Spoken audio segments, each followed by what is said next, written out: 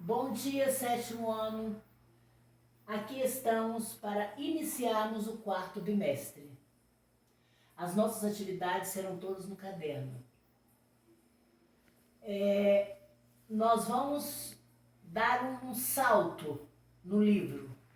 Vocês vão perceber que nós estávamos no capítulo 6, vamos passar para o capítulo 8. Por quê? Porque, na verdade, nós não vamos ter tempo para terminar todo o livro.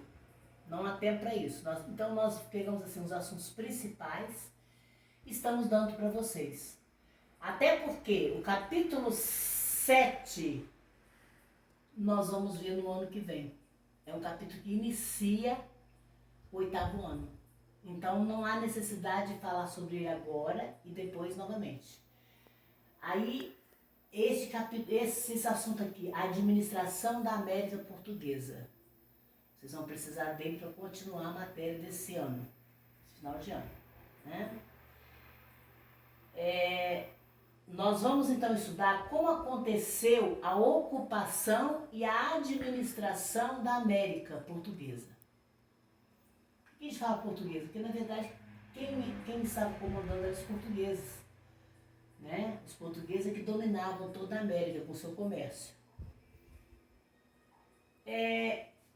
Fazendo uma linha do tempo, nós vamos ver que no ano de 1531, Martim Afonso de Souza, ele chegou aqui, ele era um fidalgo português, que chegou aqui para iniciar a colonização do Brasil. Na verdade, já corria notícias de que a América era rica, possuía riquezas, possuía assim, uma mata exuberante. Então, as notícias corriam. Então, os outros países queriam muito chegar até a América. Então, era preciso vir explorar o que tinha aqui. Por quê? Porque no Oriente, a China, a Índia já estava com escassez de produtos na época. Muita gente estava explorando. Então, a América era nova, era preciso explorar o que tinha aqui. O que aconteceu então com o comércio de Portugal para ele procurar o Brasil? Na verdade, como eu acabei de falar, muitos povos, francês, holandês, inglês, estavam procurando o Oriente. E, na verdade, a América precisava ser explorada ainda. Na época, o rei de Portugal mandou que viesse para cá expedições exploradoras para explorar o que tinha. Depois, expedições guarda-costa para vigiar o litoral contra o ataque de corsários, principalmente corsários franceses e ingleses. E, por final, foi a colonização. No ano de 1531, então, Dom João III, rei de Portugal, resolveu dividir o Brasil em pedaços de terra para ser melhor governado, melhor administrados. É como se fosse, vamos dar exemplo para vocês, um estado dividido em municípios. Então, ele pegou o Brasil e dividiu em 15 lotes. Sendo que só vieram tomar conta desses lotes 12 pessoas. Por quê? Porque teve pessoas que tinham mais recurso e conseguiu ficar com mais lotes para poder tomar conta. Então foram 15 lotes entregues a 12 donatários. Esses donatários eram fidalgos, eram nobres portugueses que tinham condições de arcar com a despesa das capitanias. Por quê? Porque o rei de Portugal não ia custear nada. Eles é que tinham que gastar com sua capitania. Chegando aqui, eles iniciaram o plantio da cana-de-açúcar. Porque na época o açúcar era considerado o produto mais procurado. Inclusive, o açúcar ele era dado até como presente, conta-se, né? Que como presente para as princesas, porque o açúcar ele era muito como se fosse ouro na época. O açúcar ele já era plantado lá nas Antilhas e dava muito lucro, então pensou-se em plantar aqui na América também o açúcar. Por quê? Porque o solo permitia o cultivo do açúcar, principalmente no Nordeste. Aqui do Brasil, o açúcar foi muito plantado, como é até hoje, a cana-de-açúcar, né? Não é o açúcar, desculpa. A cana-de-açúcar ela é muito plantada porque produz o açúcar, né?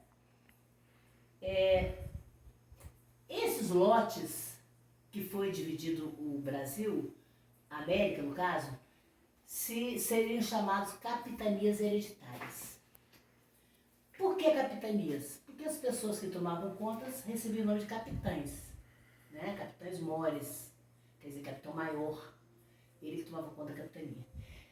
E hereditária porque elas passavam de pai para filho como herança. Então, quando a pessoa morria, era o filho que tomava conta. Se não tivesse um filho, era o irmão, era a pessoa da família que tomava conta. Os donatários, eles tinham direitos e deveres sobre a capitania, tá? E então, quando eles recebiam a capitania para tomar conta, eles recebiam uma carta. Era a carta de doação. Era uma carta que doava aquele lote para aquele donatário. Ele teria que cumprir todas as exigências. Teria que cuidar, plantar, né? Tomar conta do litoral para não ser perseguido, para não ser atacado pelos corsários. E esses pedaços de terra também recebiam o nome de sesmarias, que eram pequenos pedaços de terra, de lotes que eles dividiam entre as pessoas. Vamos dizer, um donatário recebia um pedaço grande de terra para cultivar, que seria a sua capitania, e essa capitania ele dividia em sesmarias, em pequenos lotes, e mandava as pessoas tomar conta também. Mas nem todas as capitanias progrediram. Tá? Vários motivos levaram a que essas capitanias não progredissem todas. Somente duas é que prosperaram, que foi a de São Vicente e a de Pernambuco, que ficava no Nordeste. Por que as outras não prosperaram? Devido a ataque de índios. Os donatários também, muitos, vieram para tomar conta, mas depois desistiram, voltaram para Portugal, desistiram das terras, não quiseram ficar. Outros também começaram a se meter em bagunças, desordens, não tomavam conta. Então tudo isso não favoreceu ao progresso das capitanias. E por falar em capitania, vocês sabem quem é que veio para o Espírito Santo tomar conta de uma capitania e recebeu o nome de Espírito Santo? Vocês já aprenderam. Foi Vasco Fernandes Coutinho, que também teve problemas com a capitania. Teve problema por quê? Ataques de índios, né? Dificuldades financeiras. Ele não tinha domínio sobre as terras. E entregou o poder das capitanias para, quando ele morre, o filho dele, Vasco Fernandes Coutinho Filho. E a esposa dele também, Dona Luísa Grimaldi. Então, a capitania do Espírito Santo ela passou por vários donos para poder continuar, mas passou por muitas dificuldades também.